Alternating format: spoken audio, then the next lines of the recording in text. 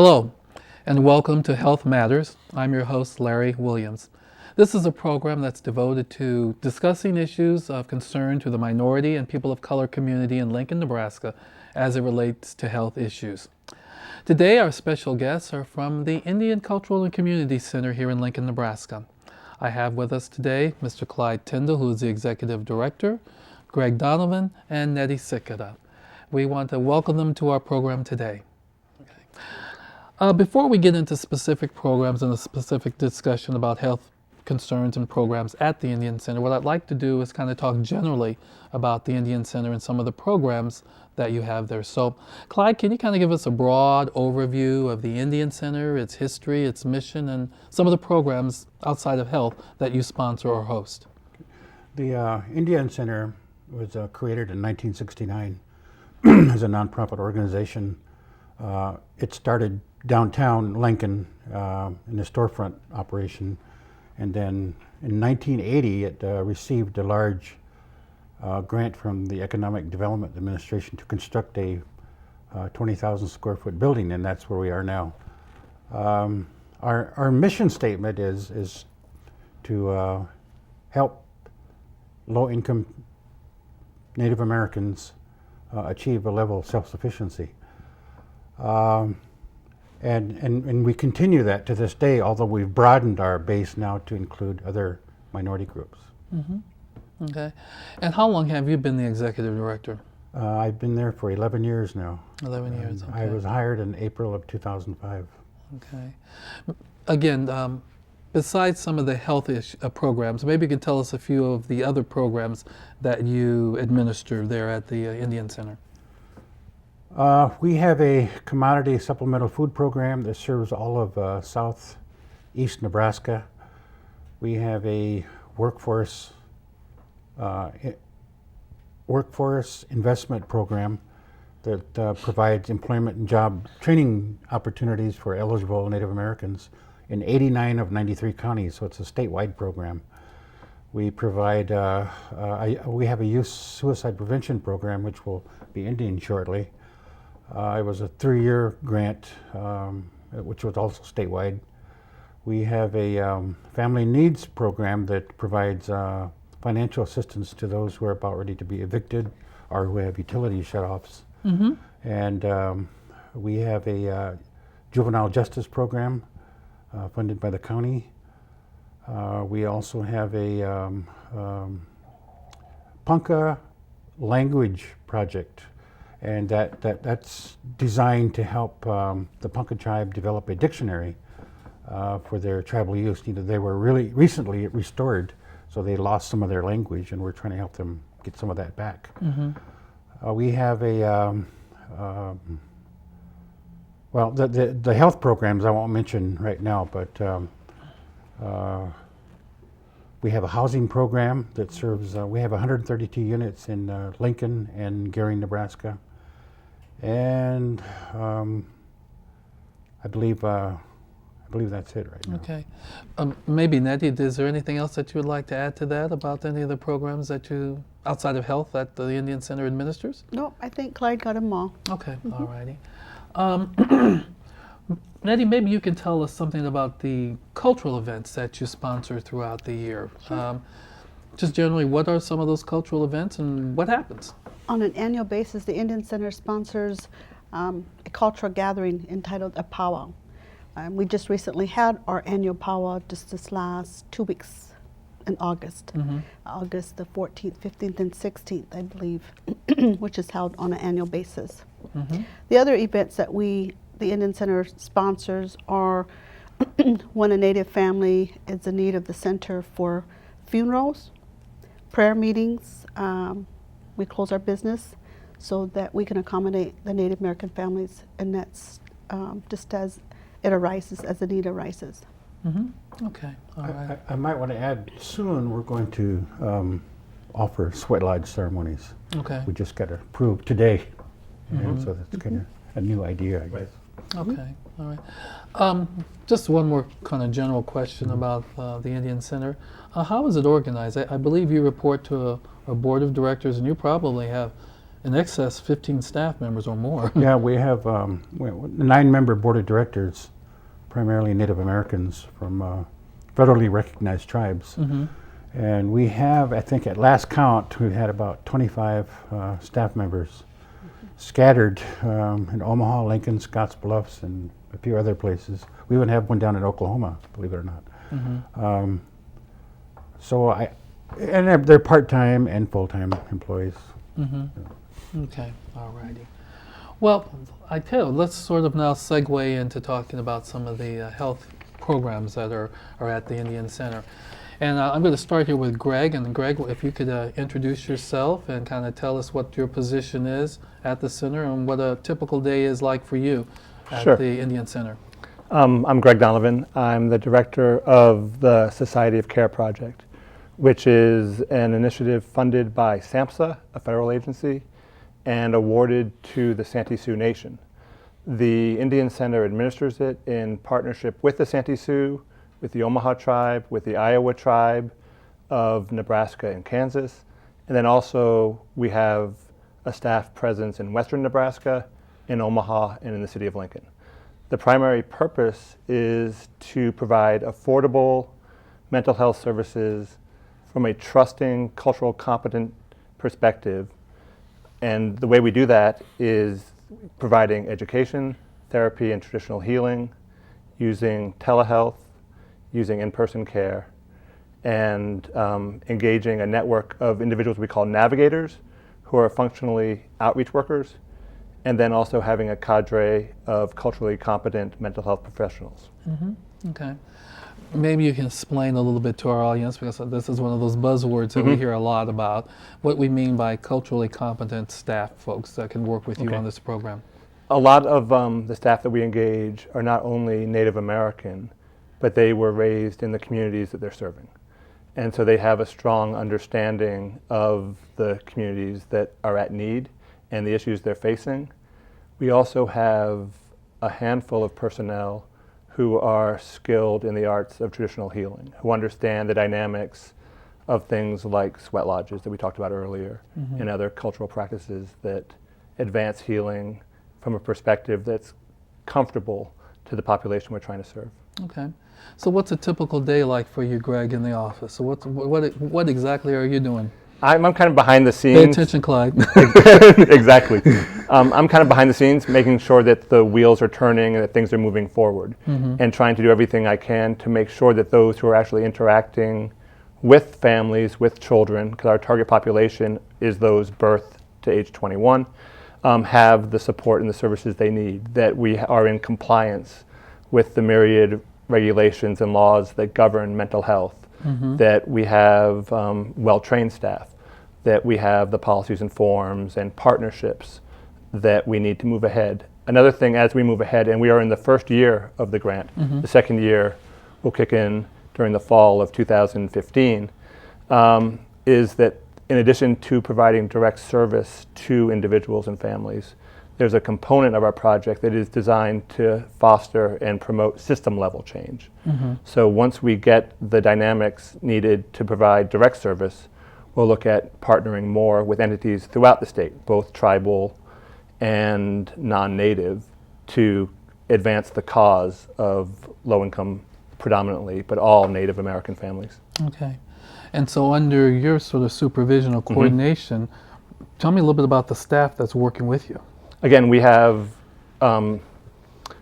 navigators throughout the state in White Cloud, Kansas, working with the southeast corner of Nebraska, but also those in northeast Kansas, the Iowa tribe, people in Santee, people in Macy, in Winnebago, in Omaha and Lincoln. Again, increasing the comfort of those needing and seeking mental health services and wellness services. Okay. Because one of the preceding this project was a planning grant, which revealed that the issue of trust is a huge one.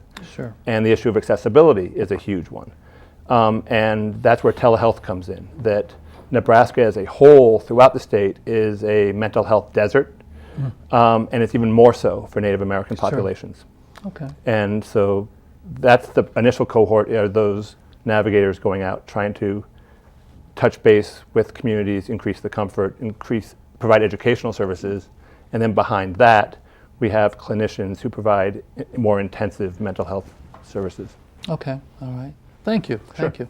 Nettie, maybe you can talk a little bit about, again, your position and your role as it relates to health programs at the Indian Center.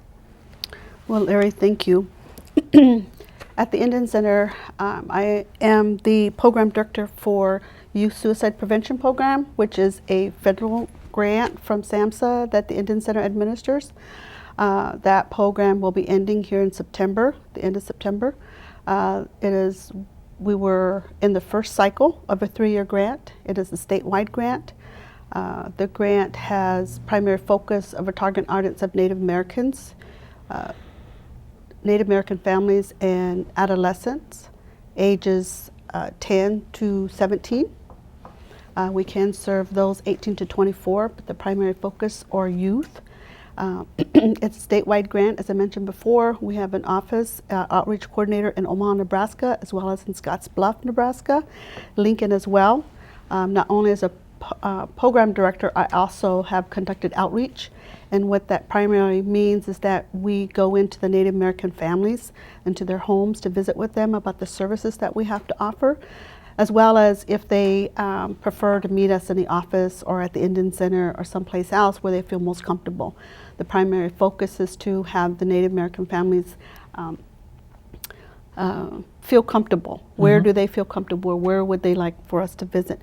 I work hand in hand with the Systems of Care grant, as I did before with the planning grant, to help the Native families feel that they can open their homes to us so that we can come in and visit with them about the program. And the program is about having a mental health referral as well as non-mental health referrals.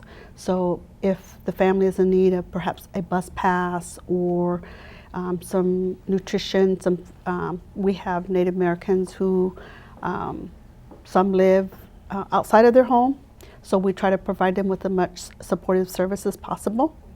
When we do have a mental health referral, we work with many nations or systems of care, either on-site or through their telehealth, so that they have affordable access to a mental health provider. Okay. That's one program. The other program, we have a joint effort with the Omaha Tribe of Nebraska through the Great Plains Tribal Chairman Health Board. It's called Good Health and Wellness. And the primary focus of that program is to conduct a community health needs survey for the Native Americans from the Omaha Tribe in Lancaster County, who reside in Lancaster County. That will be ending the end of September. We're in the process of setting up the actual survey dates for them to come to the Indian Center so that we could administer the survey. Once the survey is completed, we have an evaluator who will do the analysis, and I will do the end of the complete report and submit it to the Great Plains Tribal Chairman Health Board. The other grant that I have is that I'm responsible for is the Minority Health Initiative grant. That is a grant that's administered by the Indian Center. And the makeup of the Minority Health Initiative grant is the combination of 8 partners, including the Indian Center. And of those partners is the Asian Center, Community Health and Cultural Center, the Clyde Malone Community and Cultural Center, Al Central Community and Cultural Center, Good Neighbor Community and Cultural Center. Lincoln Lancaster is a recipient. Lincoln Lancaster Health Department, Ponca Tribe of Nebraska, and the Nebraska Urban Indian Health Coalition. And the focus is to address health disparities for race and ethnicity, those who reside in Lancaster County. Excuse me. The primary focus is to have community health workers out into the respective communities, and for the focus on 3 priorities: cardiovascular, obesity, and diabetes. Okay. All right. I tell you what, we're going to take a short break here, and then we'll come back and probably delve a little bit more into the Minority Health Initiative and also the systems of care. Our guests today are from the Indian Community and Cultural Center, and we'll be back in a few minutes, and we'll continue our discussion on the programs that they administer and host. What if you could add 5 years to your child's life and make your whole family healthier with simple changes? Partnership for Healthy Lincoln wants to help you and your family live longer, healthier lives. It's easier than you think. Take the dog for a walk, play more and text a little less. Swap out a soda for water once a day. Keep fruits and veggies handy for snacking. These simple changes can add 5 years to your child's life and make your whole family healthier. For more information, visit healthylincoln.org. Welcome back to Health Matters, and I'm your host, Larry Williams. Again, today we have with us the health workers from the Indian Community and Cultural Center. And before we get back to our discussion on health issues, there was one question I meant to ask Clyde Tyndall, the executive director, but I did not. And that is, how many people do you roughly serve in a typical year? How many clients and customers do you have? And I understand you have you have offices throughout almost the Midwest. In the fiscal year that just ended June 30th, we served approximately 55,000 people. 55. From South Sioux City down to close to White Cloud, over to Scotts Bluffs, back up to Chadron, over to Santee, then back down to Lincoln again. Mm-hmm.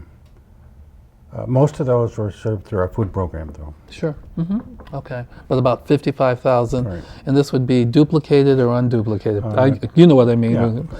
Duplicated. Okay. Mm-hmm. And maybe you can explain that, because that's one of those terms of art that we use in the nonprofit world. We for example, our commodity supplemental food program has a mandate to serve approximately 850 people.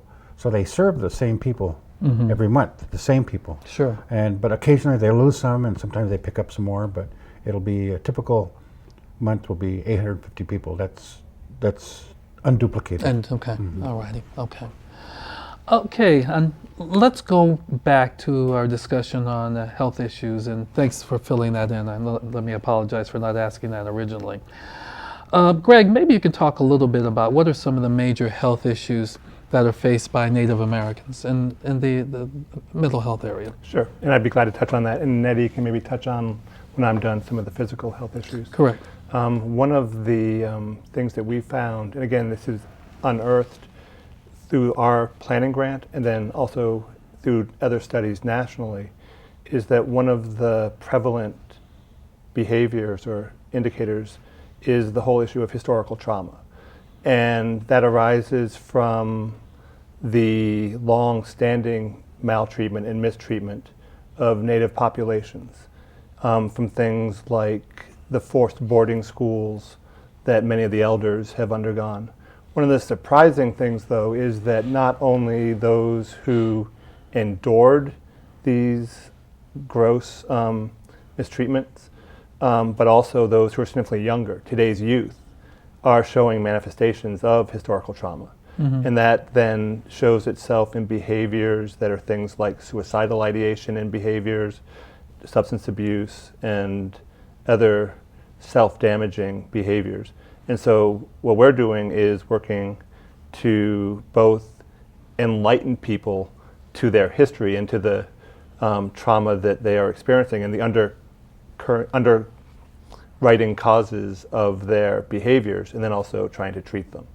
So that the most obvious behaviors are things like suicide attempts and substance abuse, but there's this undercurrent of trauma that's there that's driving it. Okay, all right. Thank you, Greg. Sure. Nettie, maybe you can talk a little bit about the physical manifestations and issues that are in the Native population. Thank you again, Larry. In our Native American population, many Native Americans suffer with diabetes. Diabetes, cardiovascular, as well as obesity as it relates to diabetes. Okay. And maybe you can segue a little bit into what the Minority Health Initiative is all about, and what you, as the lead agency or the lead person, part of the lead agency for this program, you can kind of talk about what your duties are with that program and a little history about how we got where we're at. Okay. Well, the Cultural Center Coalition, they meet at the Indian Center every other month on a Wednesday. and I was invited to come in and participate, and which I did. And then I was asked to help facilitate these meetings in regard to applying for the actual Minority Health Initiative funding. My role initially began as attending and then slowly progressed to facilitating the meeting for the cultural centers with all the directors. That progressed to inviting a grant writer, which Clyde did the invitation, and pulling together the different components of the application and sending out emails to the directors, being the primary focus for ensuring that the communication was open, as well as the needed information from all of the directors from the cultural centers and the other partners who joined, such as the Ponca Tribe, Lincoln, Lancaster, and Nebraska Urban, to facilitate that open dialogue and the needed information, such as a letter of support, the focus of what they wanted to do with their particular center, their cultural center, pulling together the grant, being a reader for the grant, submitting the grant along with the actual grant writer, and being the contact person for the state. As a primary contact person for the Indian Center and with the state of Nebraska, the Office of Health Disparities and Health Equity, is to be that primary contact person if they needed any other information. Later, working with the actual state project officer to ensure that working on the work plan, working on the goals and objectives, pulling together all of the partners so that they could attend the meetings, trainings, anything that the state would need in regard to some of the requirements, any questions they may have, and serving as the project director for that particular grant. Okay. And as the Indian Center being the lead agency, and you are the project director, you're in charge of the overall coordination and facilitation of that grant in order to combat those three focus areas that we've identified in our communities. Is that correct? That is correct, Larry. Okay. Greg, maybe you can tell us a little bit of what are some of the outcomes that you're expecting from the Circle of Care Systems of Care program that you're in charge of? The biggest and the most hoped for is healthier youth and healthier young adults, productive adults, kind of a long-term view. We also obviously hope that the family units are stronger in functioning, that substance abuse has kind of ravaged families in the Native communities, and so our approach is to hopefully ameliorate some of that. The other thing we hope long-term is to change policies and procedures and outlooks towards Native people, towards minorities, towards families, so that the systems that support them are stronger. Mm-hmm. And I would also think not only stronger, but also more culturally aware and culturally competent, for lack of a better word, Definitely. when it comes to working with Native people. Definitely. That one of the things we found is that there's a lot of appropriation of Native customs by those who are sort of magnetized by the mystic qualities of some of it, but that they don't truly understand. And it's kind of a peculiar situation where those who have the history and the culture aren't embracing it, whereas those who don't understand it are trying to. And so trying to rectify that as well, that making people proud of their culture, proud of their heritage, building on their strengths. So, Sure. yeah. Nettie, maybe you can tell us a little bit about some of the other health initiatives that have more of a physical implications and outcomes. Maybe you can talk about what we hope to achieve what you hope to achieve through some of your those programs. Absolutely. The Good Health and Wellness Grant will allow us an opportunity to do the community health needs assessment for those Omaha tribal members who live in Lancaster County, so that we can then better address those health needs for the first grant. The second grant with Youth Suicide Prevention Program is not only to work with primarily Native Americans and the youth, but the main focus is to reduce youth suicide. And what we've done by visiting with the Native Americans in their homes or wherever they feel comfortable is to give them not only that sense that they're not alone, give us a call, make that connection with the culturally competent services. The mental health providers are there to help you, and to do case management, to follow up, to not only just give them a name and number, but sometimes it's literally walking them down to help them make that appointment. And that has been accomplished with the Systems of Care grant as well as the Many Nations program. Okay. And with the Minority Health Initiative grant that the cultural centers received, maybe you can just tell our audience one more time what the focus is, those 3 areas that we are working on to see a decrease in, quite frankly. Right. Cardiovascular, diabetes, and obesity. And the primary focus is not only for us to all work together, but again, is to reduce that health disparity for all race and race and ethnic groups, Lancaster County. And there's also a big emphasis on prevention too. I mean, I think one of the things that we discovered is that we're not really good at prevention. It's always, let's run to the emergency room when something is really bad. But we don't do anything when it comes to, or we're not very good, or many of our clients and customers are not very good at looking at things before they get to a critical stage and being preventive in that sense. Absolutely. Okay. We covered everything, you think? I think the only thing I would add is that I know that there's a stigma around mental health. And we consciously try to focus on wellness more than the rigors of counseling.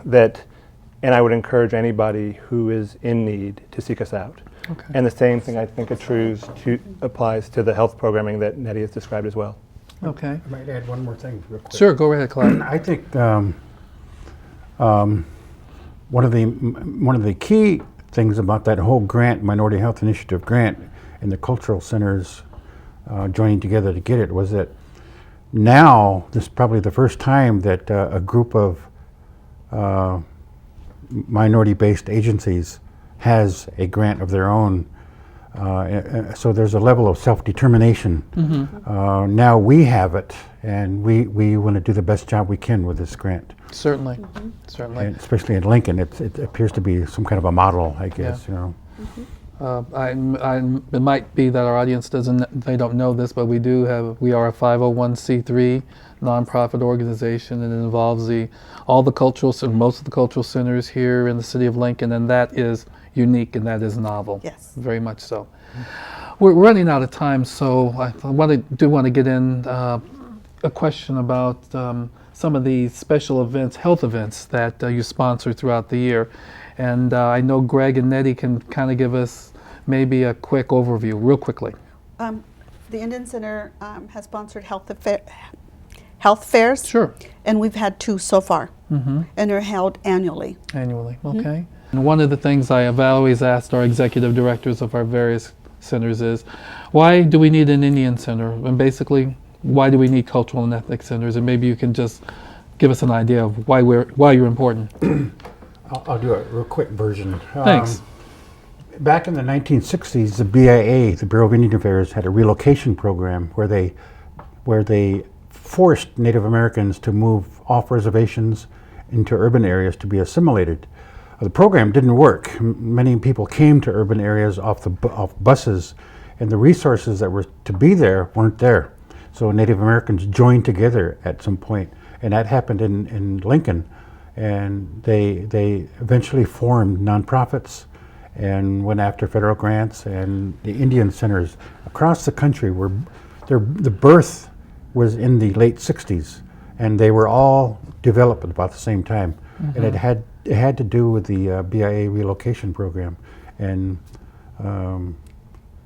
the scarcity of resources here to help them. So we were forced to come together and help one another. Okay, and help one another. So thus became the importance and relevance of Indian centers throughout the country. And we continue that today. To serve and help Native people. Okay.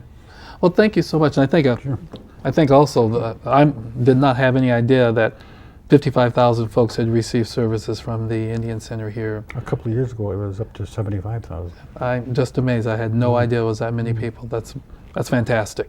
Well, thank you, Nettie. Thank you, Greg. Thank you, Clyde. And thank you, audience, for tuning in once again to Health Matters. My name is Larry Williams, and we will be back next time with more information about health issues in the city of Lincoln. Take care, and we'll see you soon.